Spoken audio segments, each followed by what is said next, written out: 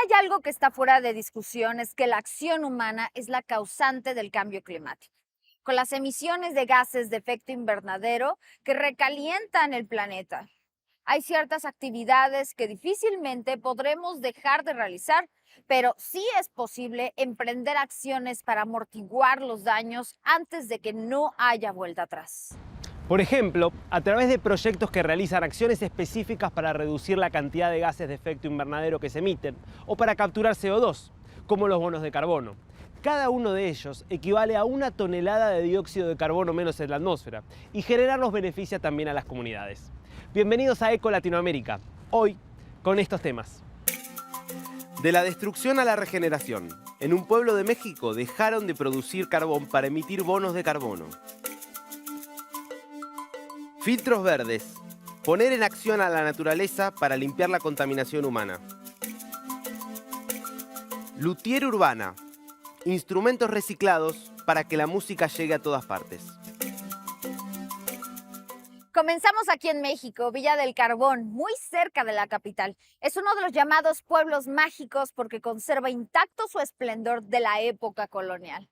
Ya desde entonces, su principal actividad económica fue la explotación del carbón, pero esa producción carbonífera causó una enorme deforestación de su bosque, considerado un tesoro de la región.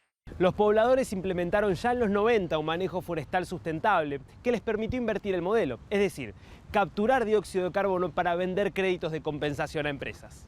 Desde 2018 a sus habitantes les había sido más rentable conservar 10,000 hectáreas de bosques para almacenar 260,000 toneladas de CO2, un modelo que no solo les ha permitido recuperar su bosque, sino invertir en ecoturismo e infraestructura mientras ayudan a mitigar el cambio climático.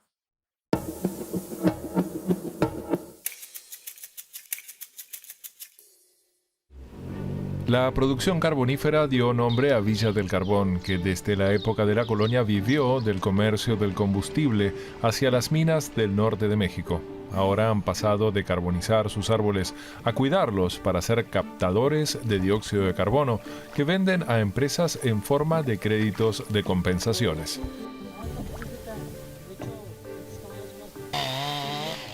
Estos cortes se realizan desde los 90 mediante un manejo sustentable.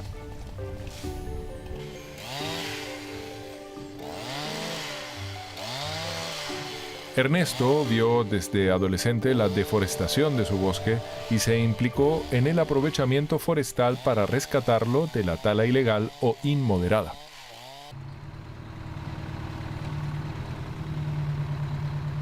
Había mucha gente que entraba a derribar árboles, se le llevaba la madera, hacía carbón clandestino. Entonces no se hacía con los cuidados correctos. Dañaban el bosque, no había una regeneración, se llevaban los mejores árboles.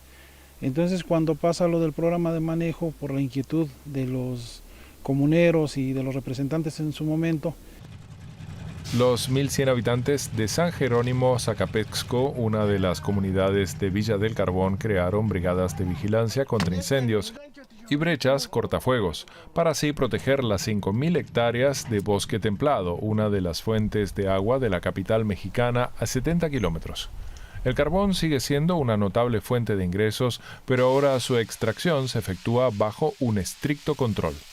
Ernesto acompaña a Juan Gómez, coordinador de estos rudimentarios hornos, para indicarle los ejemplares que pueden derribar. Se le va quitando el árbol que está ya más, como se dice, más antigua, más grande ya de edad. Se le va quitando para que el otro chico que va crezca un poquito más mejor. Y posterior ya lo queman. Y el proceso de que dura quemando son de 12 a 14 días. Se vende lo que se saca de la comunidad, del carbón es para la comunidad, para todos los comuneros. Esa distribución de la bonanza ha servido para promover el ecoturismo en torno a su presa. Estos paseos en barca y sus cabañas son una oferta que solo resulta atractiva si el bosque se encuentra frondoso. Pedro es uno de los jóvenes remadores que se ha podido quedar en su comunidad en lugar de emigrar a la ciudad como antaño gracias al incremento de visitantes y empleos. Por el cuidado que se le da a los bosques, se conservan lo que son la flora y fauna que tenemos. Es por el cual el turismo ha aumentado. Sí, más o menos unos 5 años empezó a mejorar. Ayuda bastante lo que es el turismo porque ayuda a conservar los bosques. Da igual mucho trabajo, ayuda a que ya no salgamos lejos. Son los llamados servicios ecosistémicos que acompañan a la certificación por un correcto manejo forestal. Todo ello es indispensable para acceder al mercado de bonos de carbono que las empresas compran para compensar sus emisiones contaminantes. Desde 2018, San Jerónimo captura dióxido de carbono y vende esos créditos a una intermediaria estadounidense en California. El biólogo Alberto Ramírez desarrolló ese proyecto, que exige cumplir con unos estrictos requisitos. Ahora, las compañías compradoras también buscan lugares donde los bonos representen un beneficio directo para los pobladores y no solo para la naturaleza. Haces vigilancia sanitaria, evitas la tala clandestina, haces alguna cosa de mejora de infraestructura en tu comunidad, ¿no? Todo eso aporta mucho, suma mucho a que estos créditos de carbono cuenten con integridad y con cierta plusvalía que le da el tener esa certeza de que la acción climática no es nada más cuantificar cuántas toneladas remueve un bosque, cuántos créditos de carbono se generan, sino qué impactos positivos tiene ambiental y socialmente. Con las ganancias, San Jerónimo ha mejorado escuelas, caminos y ha colocado una tubería para llevar el agua potable a decenas de hogares. Pero como cuenta su comisariado José Luis Jiménez, la preservación del bosque demanda tareas de vigilancia y cuidado las 24 horas del día. Si lograron aplacar la tala clandestina, ahora la principal amenaza es un pequeño escarabajo que descompone un 80% de los pinos y encinos de la parte baja. Hay una plaga del descortezador que nos afecta completamente a los árboles nuevos o viejos, como sea, pero sí ha sido a nivel nacional, incluso es una plaga que no se ha podido controlar y ha deforestado miles y miles de hectáreas en todos lados. Nosotros en bonos de carbono no sabíamos realmente qué significaba la palabra bonos de carbono. Nosotros nos manejábamos como si fuera el carbón que siempre hemos producido. De la destrucción a la regeneración, un combustible fósil obsoleto que en estas altitudes Villa del Carbón ha cambiado por oxígeno y un futuro verde. Los lagos altoandinos son verdaderos hotspots de biodiversidad y son vitales también para las comunidades costeras que, sin embargo, a lo largo de los años han provocado su contaminación al descargar allí aguas residuales. En una laguna de Colombia, la población se puso manos a la obra y con ayuda de una ONG y una empresa alemana logran filtrar las aguas de una forma muy peculiar. No lo parece, pero esta laguna está luchando por su supervivencia. Esta planta, el buchón, es una especie invasora amazónica que amenaza con cubrir toda la laguna colombiana de Fuquene hasta 2025. José Pachón es un pescador de la zona. La laguna es parte de su vida. Su hija creció aquí, pero ya nada es lo que era. Esta laguna anteriormente era de peña a peña. Uno llegaba a la orilla y el oleaje era fuerte. Uno podía, mejor dicho, eran olas de metro, metro y medio. En la pura orilla, eso era roca. Y el buchón lo trajo un señor Cipriano Castiblanco. Trajo una matica pequeña para aclarar el agua. Y eso fue un desastre para esta laguna. Los ingresos de decenas de familias dependen directamente de este lago. Hace 20 años aquí había 40 pescadores permanentes, ahora solo quedan 10. La vegetación impide el traslado de las lanchas.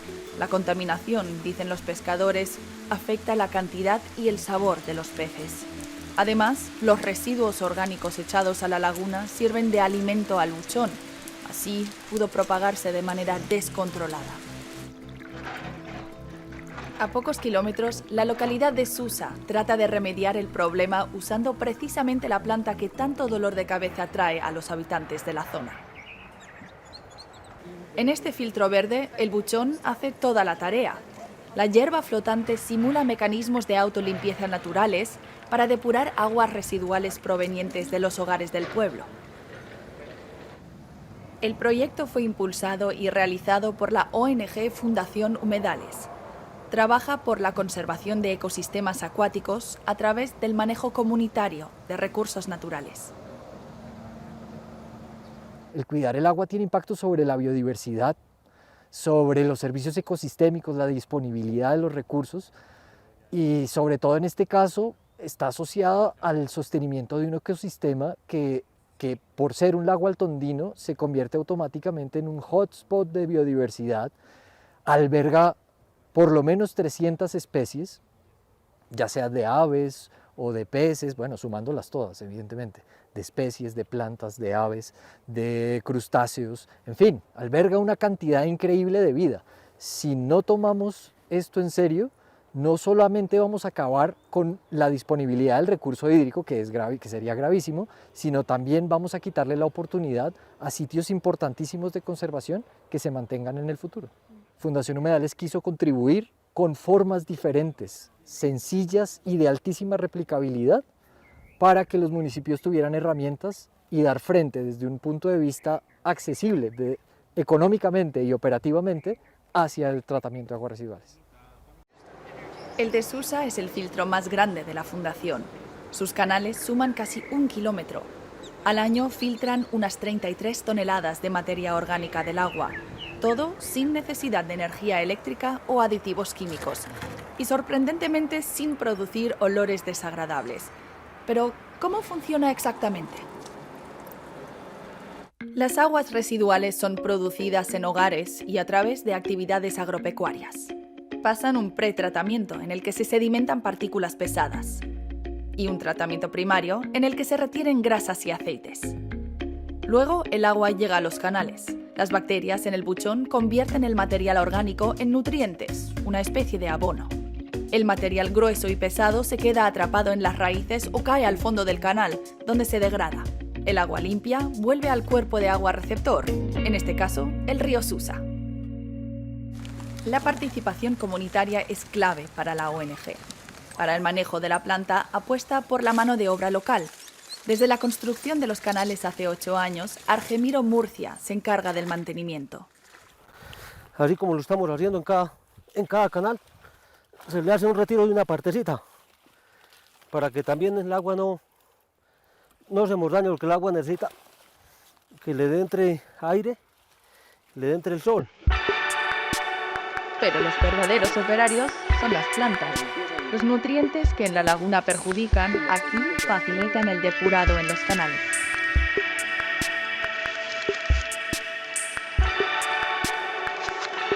Tras haber cumplido su labor, el buchón cosechado se usa para la elaboración de abonos, la fabricación de artesanías o como fuente de energía.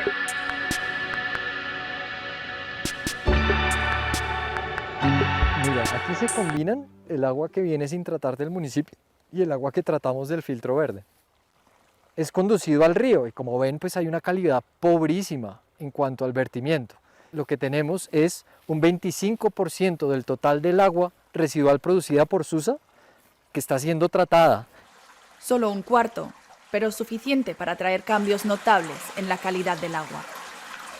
Lo que encontramos en este punto era un río blanco, cubierto totalmente por espumas blancas, por jabones que por la turbulencia a la hora de pasar por esa alcantarilla y por este punto, pues se producían y aguas abajo generaban una cobertura blanca de toda la superficie del río.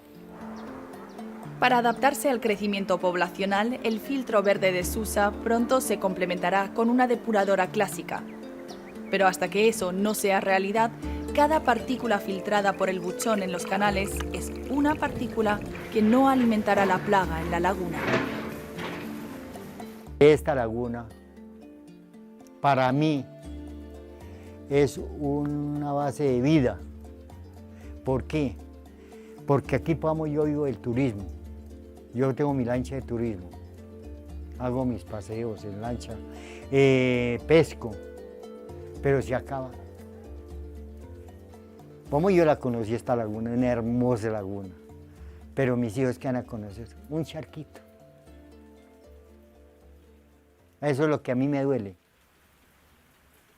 que la laguna se acabe. El filtro verde es un primer paso para conservar el paraíso natural de Fukenen para generaciones venideras. Aunque resulte difícil de creer, también los bosques alemanes están bajo presión. El cambio climático los hace más vulnerables a plagas y los árboles mueren a un ritmo alarmante. Un equipo de jóvenes científicos de varios países y disciplinas tiene la misión de salvar a los bosques germanos, haciéndolos más resistentes a los efectos del cambio climático. Los investigadores esperan fomentar su recuperación, trazando y midiendo el camino hacia una mayor resiliencia de los árboles nativos. El equivalente boscoso de un estetoscopio. Aquí, en una de las zonas más cálidas de Alemania, los investigadores vigilan el estado de los bosques del país. Hoy comprobamos cómo reacciona este retoño de haya a diferentes intensidades de luz. Y simulamos el CO2 enriquecido que muy probablemente habrá en el futuro.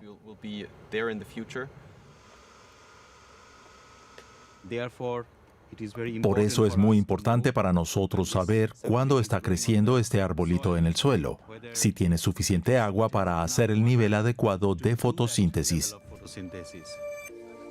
El investigador de origen indio, Somit Saha, ha reunido a un equipo de jóvenes científicos de varios países y disciplinas. El grupo se llama Silvanus, en honor al dios romano de los bosques. La deforestación activa, la que deja paso a tierras de cultivo y a la producción maderera, es una de las razones de la pérdida a gran escala de bosques. Además, el cambio climático ha afectado gravemente a los bosques también en Alemania.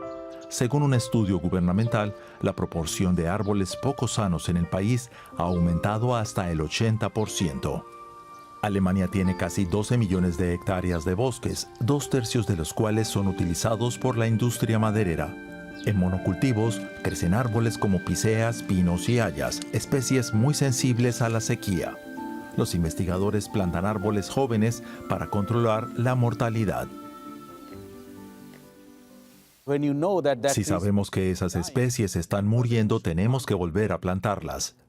Las especies arbóreas tienen capacidad para evolucionar. Si las sacas completamente del sistema, entonces esas especies pueden desaparecer. Pero al mismo tiempo hay que probar con especies nuevas no invasoras en ese entorno. Los árboles autóctonos están siendo desplazados por especies invasoras, como esta planta perenne venenosa, la hierba carmín americana. Entonces, ¿cómo pueden los investigadores introducir especies no autóctonas sin poner en peligro los bosques? Los jardines del Palacio de Karlsruhe cuentan con árboles de todos los rincones del planeta, muchos de más de 200 años. Mi recomendación es que intentemos estudiar las variantes exóticas que ya están aquí desde hace siglos, en lugar de traer nuevas especies de árboles de cualquier parte del mundo y plantarlas. El roble rojo americano, por ejemplo, se ha integrado perfectamente en Europa Central. Soporta bien el calor, la sequía y el aumento de las concentraciones de CO2, y se ha adaptado a las condiciones locales sin desplazar a las autóctonas. En este bosque maderero comercial se plantaron robles rojos americanos entre carpes europeos. Esta competencia ha favorecido el crecimiento rápido y relativamente recto de los robles, lo que ha dado como resultado una madera de gran calidad. La madera es un recurso renovable y respetuoso con el medio ambiente. Deberíamos tener como objetivo que las necesidades de madera de nuestra región se cubran con los árboles que se cultivan en nuestra región.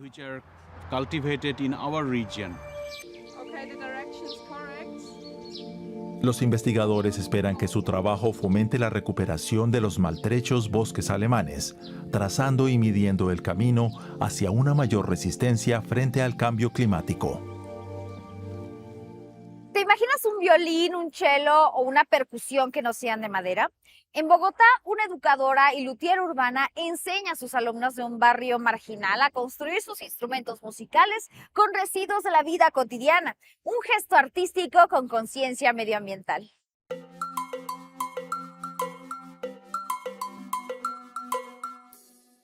Allá arriba, donde nace la magia que crea la vida, la flora y la fauna. Ser luthier es el arte de elaborar instrumentos musicales y lo que yo hago se llama lutería urbana, que es hacerlo con lo que nos deja estas urbes en las que estamos viviendo llenas de residuos. Entonces hay que estudiar, experimentar y hacerlo con mucha perseverancia. Voy a mostrarles aquí este instrumento. Este que tengo en la mano era una crema, era un tarro de una crema. Y tiene limpia parabrisas, como unas varillitas. Ella es Andrea Latas, artista y educadora. Hace 10 años se vinculó a un proyecto social y trabajó como profesora de música para niños en Ciudad Bolívar, un barrio periférico de Bogotá, con enormes desafíos económicos, sociales y ambientales. No, acá no.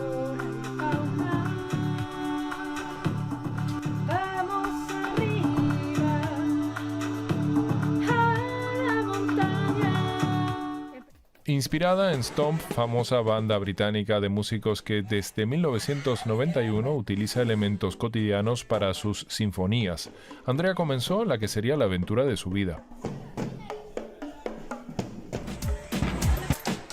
Yo siempre me bajaba en ese barrio y veía mucha basura, como sucede en los... No quiere decir, y eso siempre lo digo, no quiere decir que en estos barrios haya más basura, es que la recogen menos.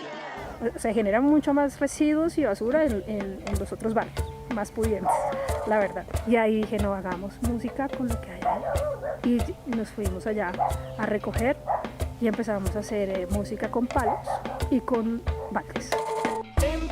Nace entonces Latin Latas, el grupo musical con un claro mensaje ambiental formado por músicos que, bajo el liderazgo de Andrea, transforma basura en arte y desafíos en oportunidades. La diferencia entre la basura y el residuo es simplemente mi acción. Es lo mismo, pero si yo lo boto a un río, es basura. Y si yo lo reciclo, es residuo. Para mí son residuos, aunque los encuentro en la basura. Andrea crea entonces la casa Zero Lab, un curioso centro de creación donde todo puede transformarse. Este es un tambor que vamos a hacerlo esta vez con un material bastante complejo, que es el PVC. Lo primero que vamos a hacer es serrillo.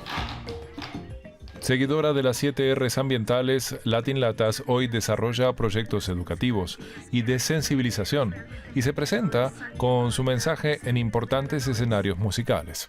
La primera es reflexionar. ¿De dónde vienen las cosas y para dónde van? Rechazar. Lo que no regresa a la tierra o no se recicla no lo puedes comprar. Siempre hay que reducir. El mejor residuo es el que no se consume, el que no existe. Entonces uno dejar de comprar cosas que de pronto no necesita. Luego sigue reparar, porque hay muchos países donde no se puede reparar. Luego viene la R de Latin Latas, reutilizar, que es, por ejemplo, coger una botella, convertirla en un instrumento o simplemente llevar tu termo del agua y dejar de comprar botellas.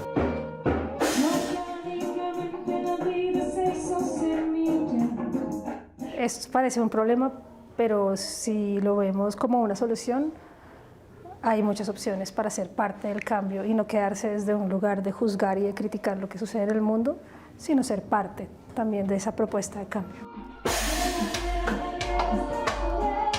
Además de la conservación ambiental, Andrea ha hecho de las condiciones de las personas que reciclan una de sus principales causas y preocupaciones. Hoy, quienes integran la batucada Latin Latas encuentran en Zero Lab un espacio de aprendizaje y esparcimiento.